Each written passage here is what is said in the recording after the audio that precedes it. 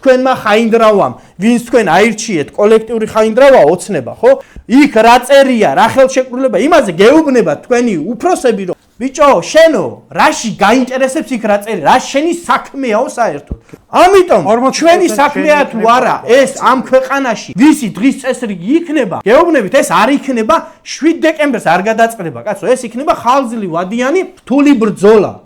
ვინც მოყვებით ამაში, გამოყვებით. ყველას მოგიწოდებთ. ყოველდღიურ რეჟიმში კვირის გარდა ვართ ოფისში. გიორგი სააკაძის მეორე გასასვლელი 11-ა ნომერი. შეგიძლიათ მომბრძანდეთ და გვერდში დაგვიდექით. აქ პარტიული საქმე ეს არ არის, ეს არის საქვეყნო საქმე რა. მოგწონთ, არ მოგწონთ ჩვენი რაღაც საკითხები, მობრძანდით, რჩევაც გითხარით, შენიშნოთ საყუდრით, იქ ვილაპარაკოთ. ქვეყანაა გადასარჩენი თორე, აგერ გამოდის შენი პრემიერ და გეუბნება. არაო, კაცო, ეს აქ ბინადრობის უფლებას არავის არ ვაძლევს და კანონში ეგუწერია, რომ 100.000-ში ჩვეულებრივ ავტომატურად შეუძლია, რომ ბინადრობის უფლება კონდეს და სოფლები ვიცით გამსვენებელი არ ყავს მიცვალებულს. ემიგრაციას შეხედეთ, რამდენი ქართველია წასული უბრალოდ. აქ რომ დაბრუნდებით, შეიძლება საქართველოს აღარ დახვდეთ. შეიძლება აქაური პრემიერი ვიღაც ალაბარი და ვიღაც მახმუდები დახვდეთ, ხო?